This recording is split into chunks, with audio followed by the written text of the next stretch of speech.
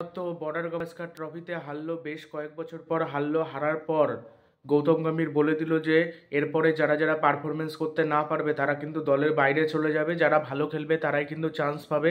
এবং তার প্ল্যান অনুযায়ী সবাইকে খেলতে হবে। তার স্বাধীন নিজেরা স্বাধীনভাবে খেলতে পারবে না। মানে সে যেইভাবে বলে দেবে সেইভাবেই কিন্তু খেলতে হবে, না হলে কিন্তু দল থেকে সোজা বাদ। এমনটাই বলে দিলেন কিন্তু গৌতম গম্ভীর। এবং সামনে চ্যাম্পিয়ন্স ট্রফির জন্য কিন্তু ভারতের দল ঘোষণা করা হতে পারে। ভারত হয়তো 12ই জানুয়ারির মধ্যে ঘোষণা করতে হবে। 11ই জানুয়ারির মধ্যে হয়তো ঘোষণা করে দিতে, 11ই জানুয়ারি হয়তো ঘোষণা করে দিতে পারে ভারতীয় ক্রিকেট দল। এবার ভারতীয় ক্রিকেট বোর্ড হয়তো এই 15 জনকেই রাখতে চলেছে স্কোয়াডে। রোহিত শর্মাকে ক্যাপ্টেন হিসেবে নাও রাখতে পারে, শোনা যাচ্ছে হার্দিক পান্ডিয়াকে ক্যাপ্টেন করবে। একটা রিপোর্ট শোনা যাচ্ছে, কানাকুশো খবর, কিন্তু এটা সত্যি খবর নাকি জানা নেই। তবে আমার যতদূর মনে হচ্ছে শেষ অবধি রোহিত শর্মার ওপরই ভরসা রাখবে। হার্দিক পান্ডিয়াকে কোনোভাবেই ক্যাপ্টেন করবে না, বিশেষ করে যতদিন গৌতম গম্ভীর আছে। রোহিতকে অধিনায়ক রাখবে, আর তাকে যদি অধিনায়ক হিসেবে না রাখে কে এল রাহুল হতে পারে অধিনায়ক। বা আমার মনে হয় না গৌতম গম্ভীর হার্দিক পান্ডিয়াকে অধিনায়ক করবে বলে। হার্দিক পান্ডিয়া ওয়ানডেতে লাস্ট কবে ক্যাপ্টেন্সি করেছিল আমার মনে পড়ে না, অনেক দিন আগে হয়তো করেছিল ওয়ানডেতে ক্যাপ্টেন্সি। কে এল রাহুল তাও সিরিজ জিতেছিল সাউথ আফ্রিকাতে, অনেকগুলো ম্যাচে ক্যাপ্টেন্সি করেছিল। ওয়ানডেতে তার ক্যাপ্টেন্সির হালকা অভিজ্ঞতা রয়েছে।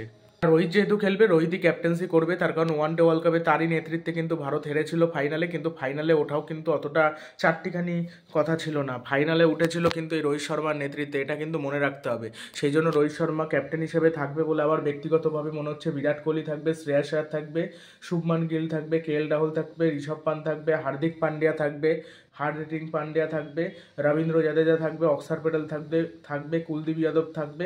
তার বিকল্প হিসেবে যুজবেন্দ্র চাহালও থাকতে পারে। আর যুজবেন্দ্র চাহালকে যদি না নিতে চায় তাহলে রবি বিষ্ণয়কে নিতে পারে, অথবা বরুণ চক্রবর্তী, অথবা অন্য কোনো প্লেয়ার। ঠিক আছে, তবে মনে হচ্ছে চাহাল বা ওই আরেকটা স্পিনার, চাহাল আর কি নাম, রবি বিষ্ণয়, এই দুটোর মধ্যে যে কোনো একটাকে নেবে। বুমরা তো থাকবেই, বুমরা হয়তো ভাইস ক্যাপ্টেন হয়তো থাকলো।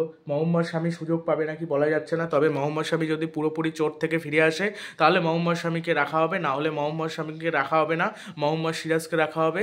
আর আরেকজন পেসার হিসেবে বুমরা, শামি, সিরাজ তো থাকছেই। এবার যদি কোনো কারণে শামি না থাকে তাহলে কিন্তু আকদীপ সিং থাকতে পারে, সম্ভবত আকদীপ সিং বা আর কি আভেশ খান বা প্রসিদ্ধ কৃষ্ণা বা অন্য কোনো বোলার বা শার্দুল ঠাকুর, এদের মধ্যে কাউর থাকতে পারে। তবে স্বামী না থাকাটা বড় ধাক্কা হবে ভারতের জন্য। আর আরেকটা কথা হলো, সেটা আরেকটা, ওয়াশিংটন সুন্দরকে আমার মনে হয় নেওয়া হবে না, আর যশস্বী জয়সওয়ালকে হয়তো নেওয়া হবে না। হয়তো একজনই ওপেনার রাখা হবে, গিল হয়তো। এবার গিল যদি খেলতে না পারে তার পরিবর্তে হয়তো কে এল রাহুল ওপেন করতে পারে রোহিত শর্মার সাথে, এটা হতে পারে। কেন, কে এল রাহুল কিন্তু 5ও খেলে, 4ও খেলতে পারে, আবার ওপেনও করতে পারে, সেই জন্য ওপেনার এক্সট্রা রাখা হবে না। আর সঞ্জু স্যামসন নিলে 3টে উইকেট কিপার হয়ে যাচ্ছে, সেটাও সম্ভব না। অন্য আর ঈশান কিষান রয়েছে, ঈশান কিষানকে কী করে কে জানে। ঈশান কিষানকে নেয়, ঈশান কিষানকে ওপেনার হিসেবে নেওয়া যেতে পারে, কিন্তু আমার মনে হয় অনেকদিন যেহেতু ক্রিকেটের বাইরে, তো আমার মনে হচ্ছে নেবে না। নাকি মাঝখান থেকে সূর্যকুমার যাদবকে নেয়, একটা চমক থাকবে, শেষ অবধি কে সুযোগ পায় এটা দেখতে হবে। হয় সূর্যকুমার যাদব, না হলে ঈশান কিষান, তা না হলে ওয়াশিংটন সুন্দর, তা না হলে অর্শদীপ সিং, এদের মধ্যে কেউ, বা মুকেশ কুমার, এদের মধ্যে কেউ না কেউ সুযোগ পাবে। কে সুযোগ পাবে এটা বলা সম্ভব না।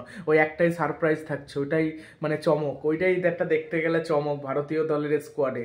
ভিডিওটি ভালো লাগলে চ্যানেলটি সাবস্ক্রাইব করে দেবেন এবং ভিডিওটি শেয়ার করতে ভুলবেন না।